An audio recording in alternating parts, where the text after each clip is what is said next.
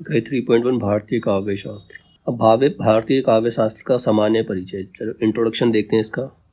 सबसे पहले भारतीय काव्य शास्त्र से अभिप्राय मूलतः संस्कृत काव्य शास्त्र से है, जो संस्कृत में स्टार्टिंग में रचा गया था। सबसे पहले संस्कृत काव्य शास्त्र को ही हम भारतीय काव्य शास्त्र के नाम से जानते हैं। संस्कृत में काव्य शास्त्र का प्रथम आचार्य भरत मुनि को माना जाता है। क्वेश्चन बन सकता है, संस्कृत में काव्य शास्त्र का प्रथम आचार्य भरत मुनि को माना जाता है। बलदेव उपाध्याय इनका समय दूसरी शती मानते हैं। बलदेव उपाध्याय जो हैं वो मानते हैं कि भरत मुनि का जो समय था वो 2nd सेंचुरी था, दूसरी शती उनका समय मानते हैं। वो कौन? बलदेव उपाध्याय। संस्कृत में साहित्य के लिए काव्य शब्द का प्रयोग किया जाता था। मतलब संस्कृत में जो भी साहित्य रचा जाता था उसके लिए काव्य शब्द का प्रयोग होता था। अब काव्य 2 प्रकार के होते थे। एक होता है दृश्य काव्य, जो दिखता है, एक वो देखा जाता है, और एक होता है श्रव्य काव्य। दृश्य काव्य के अंदर नाटक आते जो खेले जाते थे।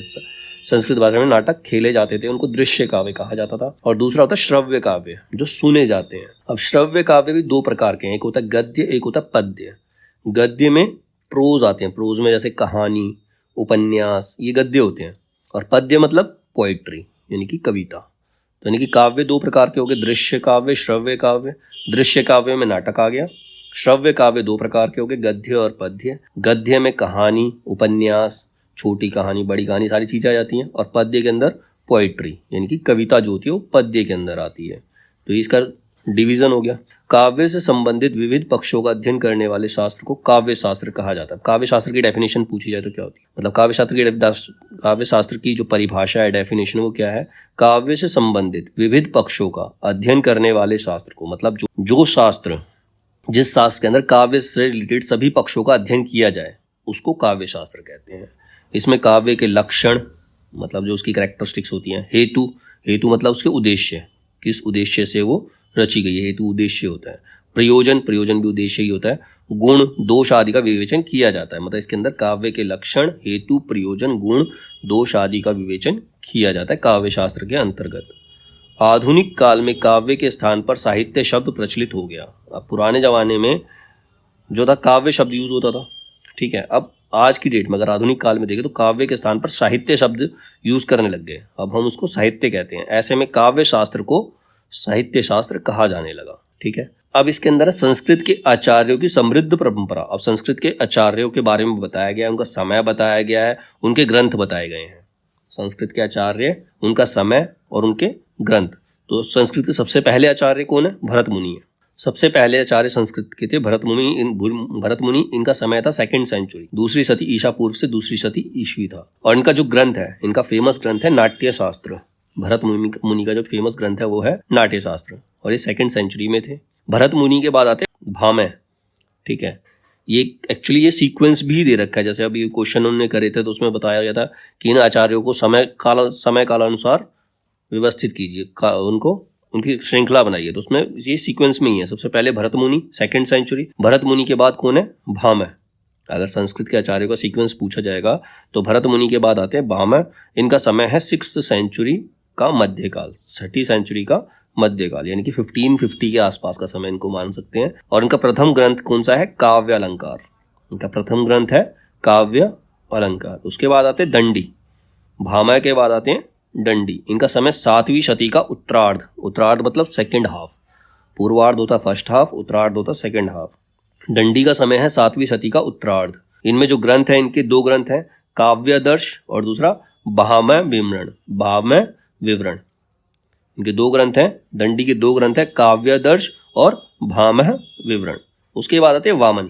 वामन का समय 8th और 9th सेंचुरी के बीच का माना जाता है। 8th और 9th सेंचुरी के बीच का समय वामन का था। इनका ग्रंथ क्या है? काव्य अलंकार सूत्रवृत्ति। इनका जो ग्रंथ है वो है काव्य अलंकार सूत्रवृत्ति। अब ये आचार्यों के नाम के अगर हमें सीक्वेंस पता है और उनके ग्रंथों के बारे में पता है तो हम ग्रंथों का भी सीक्वेंस लगा सकते हैं। तो जैसे मान लो पूछा जाए नाट्य शास्त्र, काव्य अलंकार, काव्यादर्श और काव्य अलंकार सूत्रवृत्ति का सीक्वेंस बताओ, तो सबसे पहले भरत मुनि का आएगा नाट्य शास्त्र, उसके बाद भामह का आएगा काव्य अलंकार, फिर दंडी का आएगा काव्यादर्श, फिर वामन का आएगा काव्य अलंकार सूत्रवृत्ति। तो इसी तरीके से अगर हमें आचार्यों का समय पता है, सीक्वेंस पता है और उसके बाद उनके ग्रंथ पता है तो हम उनके ग्रंथों का भी सीक्वेंस लगा सकते हैं। ठीक है, तो हमने पढ़ लिया वामन का 8 से 9 सेंचुरी के बीच का समय है। इनकी रचना कौन सी है? काव्य अलंकार सूत्रवृत्ति। इसके बाद है उद्भट। उद्भट का समय 9वीं सदी का पूर्वार्ध, 9th सेंचुरी का फर्स्ट हाफ। इनका जो ग्रंथ है वो है काव्य अलंकार सार संग्रह। इनका ग्रंथ है काव्य अलंकार सार संग्रह। रुद्रट का समय है 9th सेंचुरी का आरंभ, ये भी स्टार्टिंग है, ठीक है। 9वीं सेंचुरी की स्टार्टिंग में रुद्रट थे। इनका जो ग्रंथ है, इनका ग्रंथ भी काव्य अलंकार। अब काव्य अलंकार दो बार आ गया, एक महामय का है और दूसरा रुद्रट का भी काव्य अलंकार है। फिर आते श्री शंकुक का समय 9वीं सदी का प्रथम चरण, स्टार्टिंग। इनके जो ग्रंथ हैं वो हैं भूनाभुध है और दूसरा नाट्य शास्त्र की टीका। इनके दो ग्रंथ है श्री शंकुक के। इसके बाद आते हैं आनंदवर्धन का समय 9th सेंचुरी का मध्य भाग। इनका जो ग्रंथ है वो है ध्वन्यालोक। इसके बाद राजशेखर का जो समय 9th और 10th सेंचुरी है। इनका ग्रंथ काव्य मीमांसा। मुकुल भट्ट का समय 9वीं और 10वीं शताब्दी और इनका जो ग्रंथ है वो है अभिधा वृत्ति मातृका। मुकुल भट्ट का ग्रंथ है। फिर है भट्ट लोलट। इनका समय 9वीं सदी का आरंभ माना जाता है और इनका जो ग्रंथ है वो है नाट्य शास्त्र की टीका। फिर आते हैं भट्टनायक का समय 9वीं का अंतिम और 10वीं का आरंभ, मतलब 9th सेंचुरी का एंड और 10th सेंचुरी की स्टार्टिंग इनका समय है और इनका जो ग्रंथ है वो है हृदय दर्पण। फिर है भट्टोत का समय 10th सेंचुरी। इनका ग्रंथ काव्य कौतुक। फिर धनंजय आए इनके बाद, इनका भी समय 10th सेंचुरी है। इनका जो ग्रंथ है वो है 10 रूपक। फिर आते हैं कुंतक का समय 10वीं से 11वीं सदी। इनका जो ग्रंथ है वो है वक्रोक्ति जीवितम। इसके बाद अभिनव गुप्त का समय 10वीं से 11वीं शताब्दी। इनका जो ग्रंथ है वो तंत्रालोक। भोजराज का समय 11वीं सदी का पूर्वार्ध, यानी कि इसका फर्स्ट हाफ। इनके दो ग्रंथ हैं भोजराज के, सरस्वती कंठाभरण और श्रृंगार प्रकाश। फिर आते हैं महीम भट्ट का समय 11वीं सदी का मध्यकाल और इनका जो ग्रंथ है वो है व्यक्ति विवेक। फिर इसके बाद आते हैं क्षेमेंद्र का समय 11वीं सदी का उत्तरार्ध, सेकेंड हाफ। इनका जो ग्रंथ है वो है कवि कंठाभरण। फिर आते मम्मट का समय 11वीं सदी का उत्तरार्ध। इनका जो ग्रंथ है वो है काव्य प्रकाश। फिर आते वेदव्यास का समय 12वीं सदी के निकट है और इनका जो ग्रंथ है वो है अग्नि पुराण। फिर वाग्भट प्रथम, इनका समय 12th सेंचुरी का पूर्वार्ध, 12वीं सदी का पूर्वार्ध और इनका जो ग्रंथ है वो है वाग्भट्टालंकार। वाग्भट प्रथम का जो ग्रंथ है वाग्भट्टालंकार, जो तो इनके नाम से ये तो पता चल जाएगा कि वाग्भट प्रथम का है। हेमचंद्र, इनका समय 12th सेंचुरी और इनका जो ग्रंथ है वो है काव्य अनुशासन। उसके बाद रामचंद्र गुणचंद्र, इनका समय 12वीं सदी का पूर्वार्ध। इनका जो ग्रंथ है वो है नाट्य दर्पण। रुय्यक का समय 12वीं सदी का मध्यकाल। इनके दो ग्रंथ हैं अलंकार सर्वस्व और साहित्य मीमांसा। फिर है अमरचंद्र का समय 12वीं सदी का मध्यकाल। इनका ग्रंथ है काव्य कल्पलता। फिर है इसके बाद शोभकार मित्र, इनका समय 12th सेंचुरी और इनका जो ग्रंथ है वो है अलंकार रत्नाकर। फिर शारदा तनय का समय 13वीं शताब्दी। इनका जो ग्रंथ है वो है भाव प्रकाशन। जयदेव का समय है 13वीं सदी का मध्यकाल और इनका जो ग्रंथ है वो है चंद्रालोक। विद्याधर का समय 13वें शतक का अंत और 14वें शतक का आरंभ। इनका ग्रंथ है एकावधि। विद्यानाथ का समय 14वीं शताब्दी और इनका जो ग्रंथ है वो है प्रताप रुद्र यशोभूषण। फिर है भानुदत्त मिश्र का जो समय है 13वीं से 14वीं शताब्दी। इनके दो ग्रंथ हैं रसमंजरी और रस तरंगिणी। फिर है विश्वनाथ का समय 14वीं सदी। इनका ग्रंथ है साहित्य दर्पण। विश्वेश्वर, इनका समय भी 14वीं सदी और इनका जो ग्रंथ है वो है चमत्कार चंद्रिका। विश्वेश्वर का नाम विश्वेश्वर कविचंद्र पूरा नाम है इनका। फिर है रूप गोस्वामी का समय 16वीं सदी का पूर्वार्ध। इनके दो ग्रंथ हैं उज्ज्वल नीलमणि और सेकंड भक्ति रसामृत सिंधु। इनके दो ग्रंथ हो गए। शेखर केशव मिश्र, इनका समय 16वीं सदी और इनका ग्रंथ है अलंकार शेखर। फिर कवि कर्णपुर का समय 16वीं और 17वीं सदी माना जाता है और इनका जो ग्रंथ है वह अलंकार कौस्तुभ।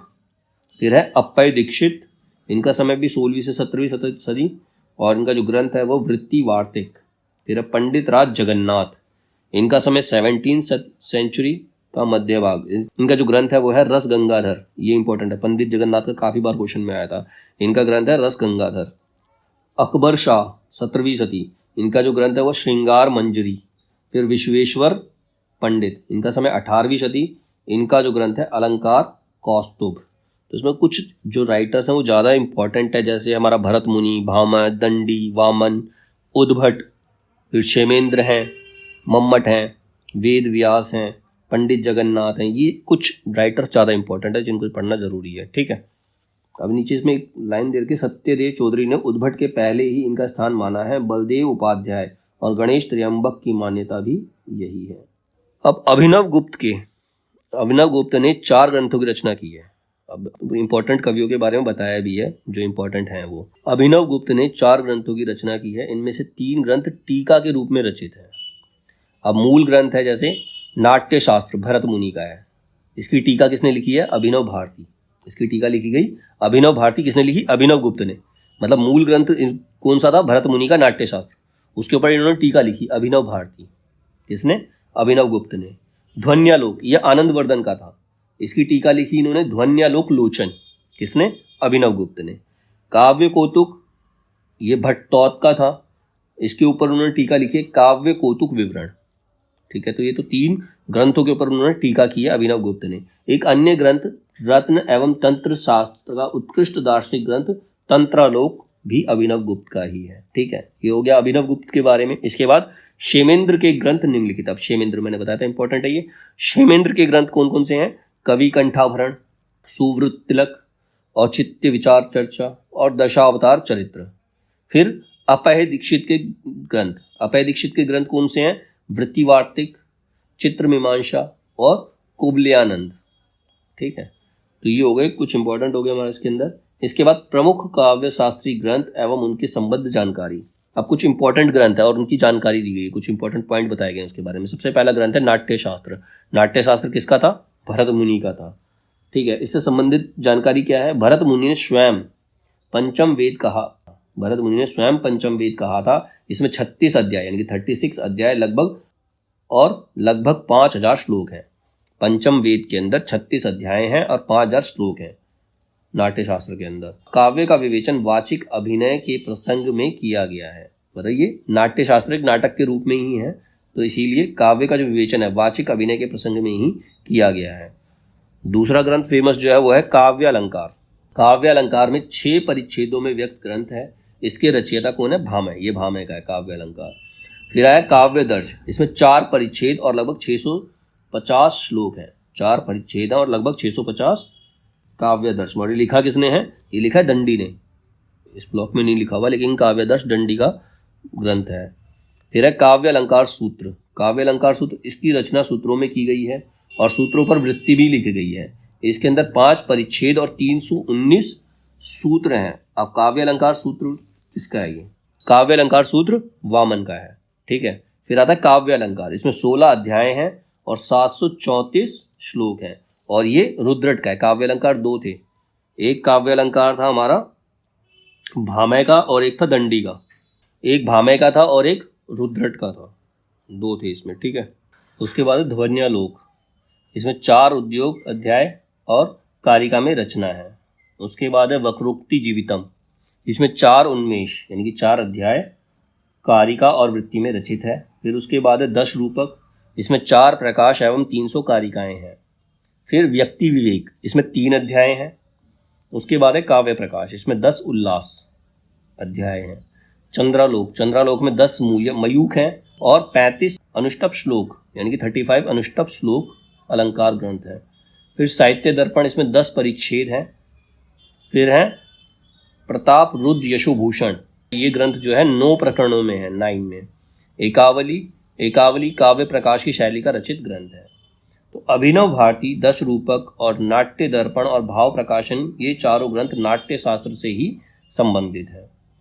अब इसके बाद संप्रदाय, प्रवर्तक और संबंधित आचार्य, इनके बारे में बताया गया। पहला संप्रदाय है रस संप्रदाय। इसके प्रवर्तक कौन है? इसके प्रवर्तक है भरत मुनि और इनसे रिलेटेड जो आचार्य हैं, भरत मुनि से रिलेटेड जो आचार्य हैं वो हैं भट्टलोलट, शंकुक, भट्टनायक, रामचंद्र गुणचंद्र और शारदा तनय विश्वनाथ। दूसरा संप्रदाय अलंकार संप्रदाय। इसके प्रवर्तक भामह हैं और इनसे लिंक्ड जो आचार्य थे, इनसे संबंधित आचार्य जो हैं दंडी, उद्भट और रुद्रट हैं। उसके बाद रीति संप्रदाय। रीति संप्रदाय के प्रवर्तक हैं वामन। रीति संप्रदाय के प्रवर्तक है वामन और इन संबंधित आचार्य कोई भी नहीं है। फिर ध्वनि संप्रदाय। ध्वनि संप्रदाय के प्रवर्तक आनंद वर्धन है और इनसे संबंधित जो आचार्य हैं वो हैं अभिनव गुप्त, मम्मट, रुय्यक, विद्याधर और जगन्नाथ। फिर है वक्रोक्ति संप्रदाय, इसके प्रवर्तक कुंतक हैं। फिर उसके बाद औचित्य संप्रदाय, इसके जो प्रवर्तक हैं वो क्षेमेंद्र हैं। ध्वनि विरोधी विद्वान प्रतिहारेंदु राज, कुंतक, भट्टनायक, धनंजय, महीम भट्ट है। फिर अलंकार विरोधी विद्वान कौन कौन है? अलंकार विरोधी विद्वान है आनंदवर्धन, मम्मट, विश्वनाथ और जगन्नाथ। और रीति विरोधी विद्वान है कुंतक।